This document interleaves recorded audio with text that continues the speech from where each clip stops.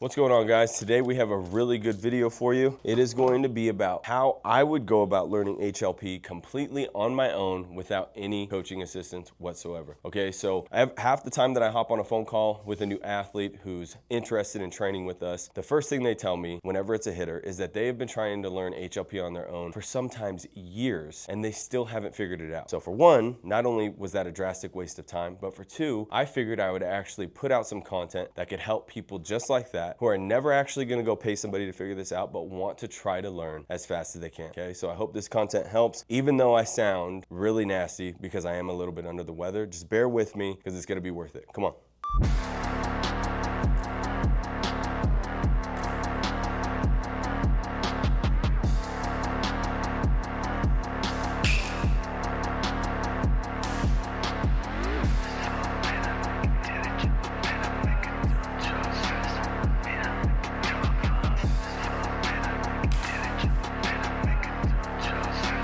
Those of you who are actually watching this video, you're watching it because you're trying to find something that can help you in your game right now. It's exactly what I'm going to try to do with you. So if I'm an athlete and I've never done HLP before, but I really want to learn or I'm struggling learning it, instead of focusing all my time on learning how to turn the barrel, the first thing that I would focus on is making sure I get really good controlling my rear leg and learning how to load. That's the most important part, and here's why. If I can teach you how to load, then you're going to automatically buy yourself more time to hit. So you're already going to improve as a hitter just from that. So that's a quick win. And you need that quick win in order to prolong this thing and chase it for a long period of time, because it's not going to happen overnight. You're not going to figure this thing out very fast. It takes time, and it takes less time when you actually have a coach walking side by side with you one-on-one. All right, so the first thing that I would do is learn how to control the rear leg. Now, how do we go about doing that? In order to learn how to load, we have to strip away all the stuff that we've been taught in the past. Number one, so take away all these weird ideologies about the swing that you currently have right now, all these weird philosophies that you learned in the past about getting your front foot down, getting to 50-50, changing your posture while the pitch is incoming to you. I don't know how people even think that that's a thing, but it's not, okay? So for this, instead, we're gonna learn how to do everything from a standstill position, where all we're focusing on is coiling our rear leg, learning how to coil around it, and learning how to uncoil from it. These constraint drills, I've talked a lot about them in the past, and they're mainstays in our program. It doesn't matter if you've done this for years. Our guys who have been doing this for years, our guys in Pro Ball right now who have been doing this for years,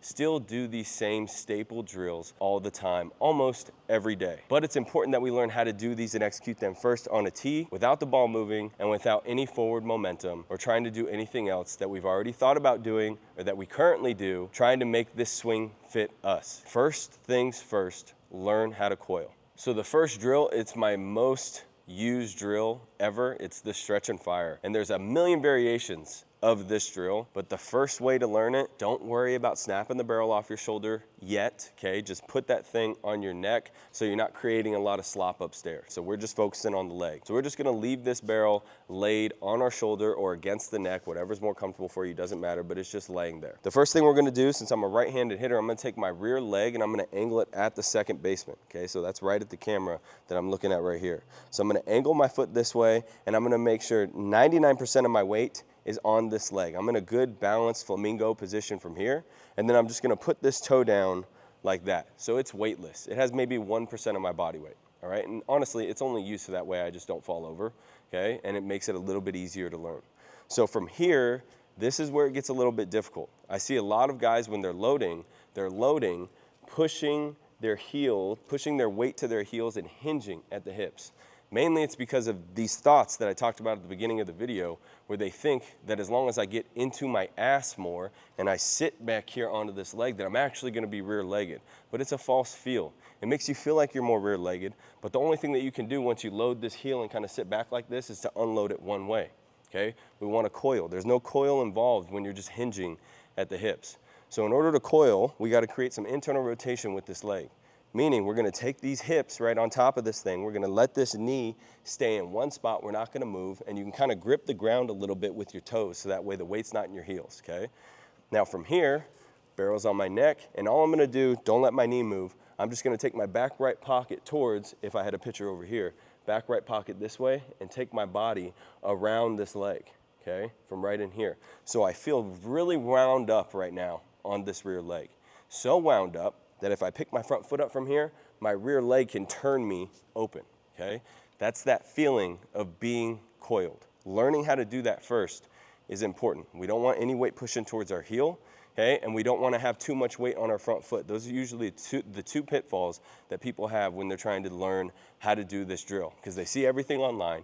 They see all this stuff from me. They see all this stuff from Rich, and they try to go imitate this drill, but they're usually backing their ass like this, or they have too much weight on the front side. They're going around like this, and it's not the same thing. We have to learn how to coil on top of this leg. So when you're wound up in this position and you're a little bit more advanced than other people, maybe you've been learning this swing for a little while now. If you have, that's when you need to focus on actually hitting the catcher mitt at the same time that you launch from the rear leg, okay? If you have not spent any time on this whatsoever, I would not focus on this yet. Don't worry about it yet. Let's get good here. I don't care if you push to this ball right now. I just want to learn how to coil around my leg and then uncoil it when I swing. That's it.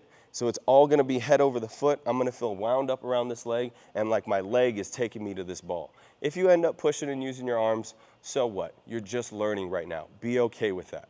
The next thing that we're going to do is what I call a stretch and fire hover to close, also known as the Nelly drill.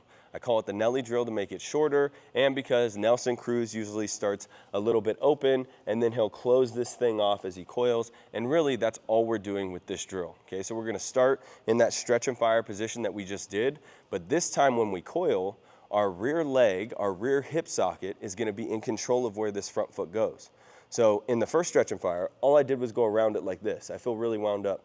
On this one, I'm going to pick my foot up and then go around my leg, and watch what happens. See how I end up just putting the toe right there? I didn't do that with my front foot. I didn't reach over here and put it down. My rear leg controlled where that front foot is going, okay? So my coil controlled that, all right? Now the goal with this one, when you're first starting out, go ahead and place that toe down on the ground and just make sure you pause at that spot that you're gonna swing from. I'll get into why that's important in a minute, okay? But for right now, we're gonna stretch and fire, start right here, just on top of the leg, and then leave the bat on your shoulder and then coil around it and put the toe down right in here. I feel very wound up. Now from right here, I'm going to swing. I'm gonna launch from here, all right? If you get good at that, that's when you actually try to launch with your foot in the air, okay? But I'm not going forward yet. I'm not worried about the forward move yet, okay? I'm just trying to learn how to coil and uncoil. So once I get good at the first stretch and fire, and then I get good at the stretch and fire hover close with the toe on the ground, the Nelly drill, the next thing that I'm gonna do is hover it and then swing the front foot down. So that would look more like this. Same start, same emphasis, and then swing right before this foot actually gets down. So I feel like my rear leg is swinging me, is turning me to this ball. That's step 3, okay? Here's the thing though. I know people are gonna see this video and they're gonna just try to do every single thing that I put in this video all in one day. And if they don't figure it out, they're gonna be like, this ain't for me. Don't do that shit. That doesn't make any sense, okay? It takes way too long for you to just play games like that, okay? It's called progressions for a reason. So when you're going through this, take it step by step and get good at the stretch and fire first. For some guys, that's all you're gonna be able to do day one, is the stretch and fire. That is it, because you're gonna be so bad at it and you're gonna do it so wrong that it's gonna take you hundreds of swings to actually figure it out. For others, you're gonna get it day one, and then you're gonna move over to the toe drill, and then you're gonna mess up. And then you're only gonna have those 2 drills to do, okay? So everybody's gonna be different. Everybody's training age matters. How long you've been in the game matters. The current skills that you have matter. All of that matters. So this is totally based on you. But I recommend get good at each drill, each progression first before you move on to the next one. Now, why is finding that pause that I talked about important? Okay, this is the big thing with the load. That pause only happens at the moment that I get to my brink. That's the best time to swing. I'm going to feel like I'm paused right when he gets to ball release. Reason being, I should be able to swing when the pitcher gets to ball release. If he throws 95, if he throws super hard, and I don't have the ability to pull the trigger right here, I'm going to be late. It's gonna be a hard time for me, especially if my technique's messed up. Man, it's a bad day. And that's how it was for me in my career often, is I just simply wasn't ready at ball release. I had the ability to put the ball out. I had enough strength in order to do the things that I needed to do in the game. So I had the ability to do it, but I couldn't be ready on time. And that's a big factor when trying to learn this swing because we have one goal. We want to be ready at pitch release.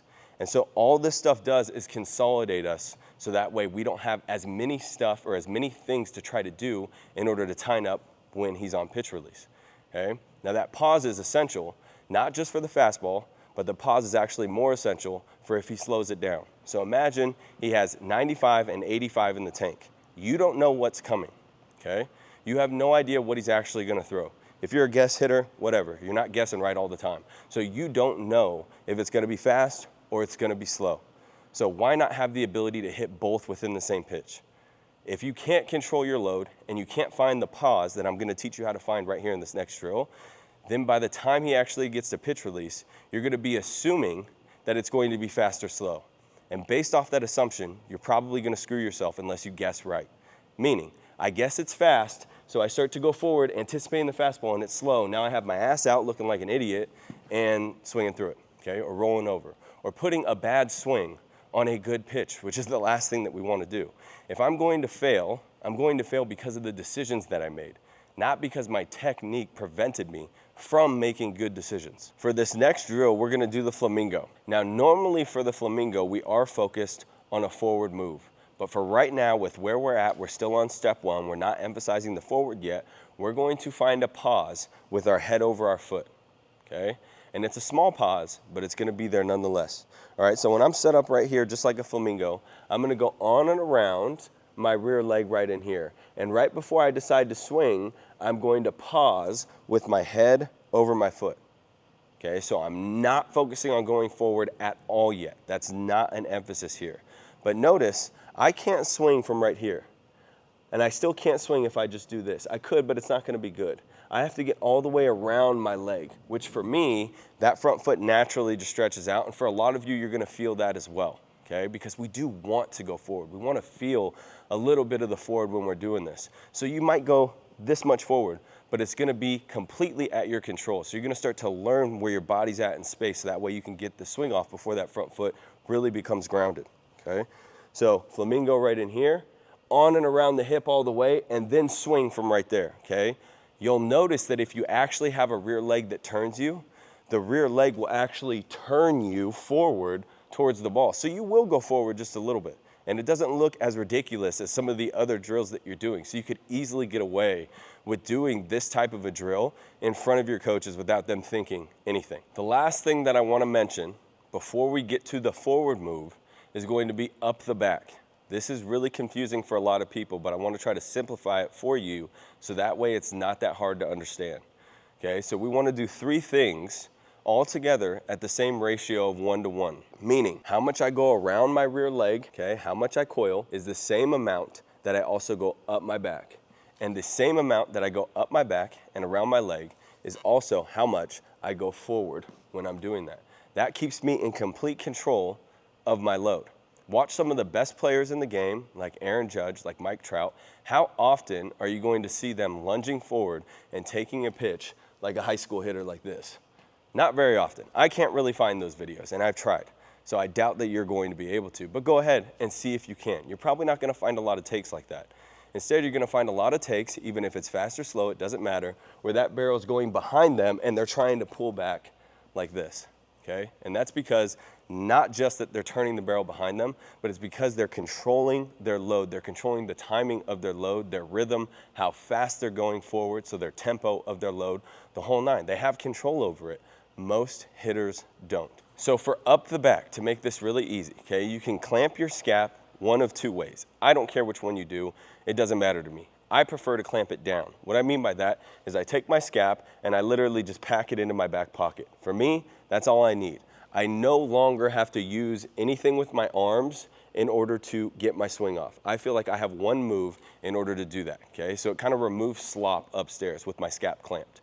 The other way that you can clamp your scap is to just take the scap towards your spine, just like that. Now, I would recommend thinking about this on a scale from 1 to 10, okay? 1 meaning I'm barely clamping that thing whatsoever, okay? 10 meaning I'm all the way back and it's kind of miserable to keep it that tight, all right? I'm at like a 7.5, 8. So I keep it back, but I keep it back to the point where I just know that I'm not gonna release it until after I actually make contact with the ball, and then I'll release my arms when needed. It's just gonna happen for me. But while I'm swinging, I'm trying to keep my scap clamped, okay? Why is that important? Because it helps you go up the back, all right? Without our scap being clamped, it's really hard to feel that stretch coming up the back as we're going forward. But once that scap is actually down and clamped back, now when I actually go forward, I can feel this little move that I'm doing. It's small, it's subtle, taking this meat up that way, this little move that I'm doing right in there, and it's gonna be bigger and smaller depending on who you are, but that little move is all I need to immediately feel like I'm just stapled from this foot all the way up to my head, and I feel a stretch going up my back. It's small, it's subtle. It's not something that I'm asking you to do massive like that. All right, so let's say you have spent a decent amount of time. I'm talking weeks or months, whatever pace you learn at, doing these drills in the sequence that I talked about here. Let's say you did that, and now you know how to control your load without the forward move.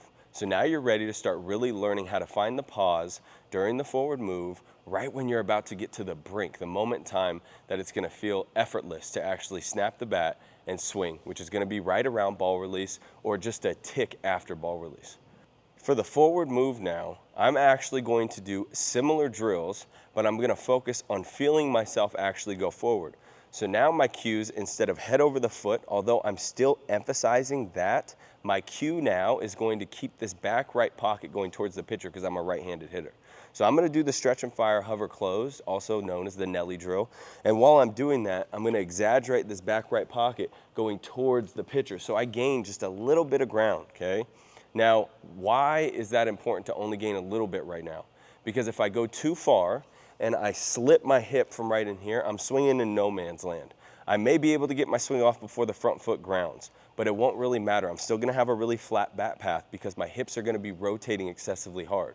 Meaning, I'm not gonna be able to coil on and around and have the rear leg turn me, tilt me, and then have this more vertical bat angle through the zone, which just creates less mishits, okay? The flatter your bat is, the more mishits you're gonna have. Instead, what'll happen if I slip my hip, I'll be out in front of it, I'll start my swing, and now my body, based on how hard I can rotate, is going to dictate this, okay? So it's gonna make me more east-west, it's gonna make my swing more flat. So I have to be able to swing. I'm gonna kind of roll my shirt up just a little bit. I have to be able to swing with this crease, with this corner still had. If I ever try to swing right in front of it too far, it's not gonna feel the same. That's when it's gonna be based off how well we rotate, okay? I know you guys have seen some of the threads on Twitter, some of the story posts on our Instagram and what have you on how we don't want to rotate. We don't want to train rotation. We also don't want to train a large amount of hip shoulder separation, front foot down, mainly because it really affects our bat path and we don't want mishits just to maximize power. Okay, I'd rather sacrifice 2 to 3 miles an hour on my exit velo in order to hit the ball hard more often, rather than try to get those 2 to 3 miles an hour and not hit the ball very often. So all we're focusing on for this drill, like I said, bat right pocket towards the pitcher, okay? Now my goal is to still swing from that corner. So if I go too far forward, I'm gonna get exposed, I'm gonna realize it, it's not gonna feel the same, I'm gonna be pretty steep, a lot of clips, okay? If I swing from behind my leg, okay, so I'm taking this back right pocket that way, but I swing from behind the corner, now I'm gonna have an opportunity to actually create depth and send this ball out from me, okay? So I'm practicing the same launch. Regardless of the height, it doesn't matter if it's here, if it's here, if it's here, it doesn't matter, it's the same launch. The next one is going to be the Flamingo again, but now this time I'm emphasizing back right pocket towards the pitcher. So I'm going to allow myself to go forward a little bit more here. What I actually emphasize for this one is to let the athletes go too far forward on purpose, okay? Risk it. Go ahead and get out there. We don't want you feeling like you're stuck back here and you have nothing behind you. We want you to feel like you have the ability to go forward.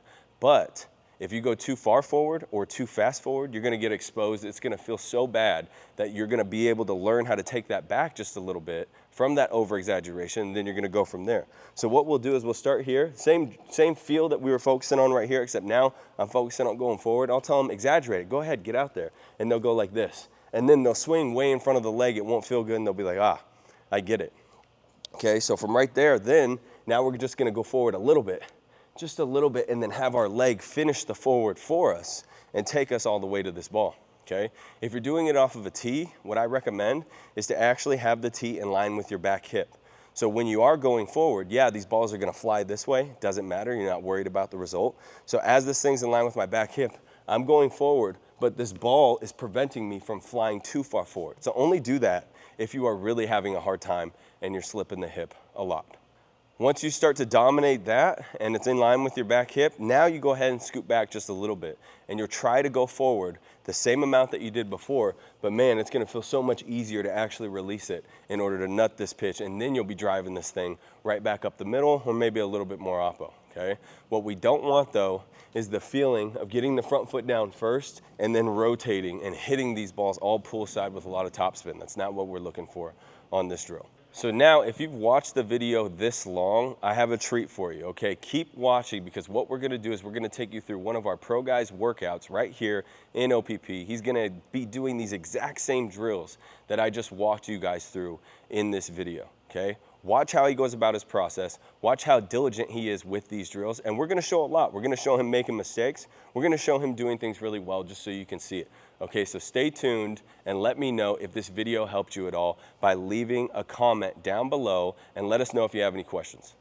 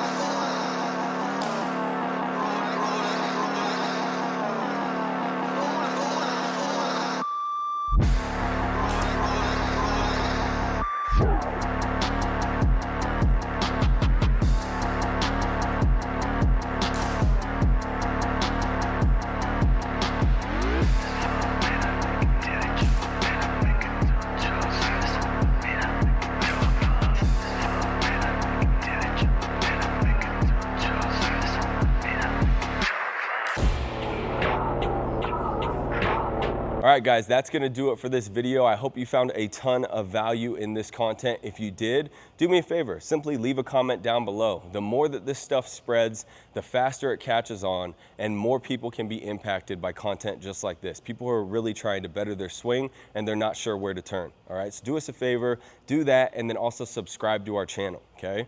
Now, the next thing is, if you're actually interested in having somebody walk you through this process, because I can tell you from firsthand experience, trying to penny pinch on my training and do it all myself is a very, very hard task. I had to learn that the hard way, okay? I don't want you to do that. So if you don't want to do that and you'd rather speed up this process, go ahead and check the description down below, click that link, and hop on a phone call with our staff. Our remote training is honestly extremely difficult to beat. The amount of effort and content that we actually put out on our remote training platform to help our players succeed, and the fact that we assign multiple coaches to each player so that way they get all of their strength conditioning handled, all of their hitting handled, all of their meal plans, nutritional guidance, all that stuff. It's a one-stop shop. So if you're looking for guidance that's really going to speed your game up, go ahead, click that link down below, sign up for a phone call, and we'll talk to you soon.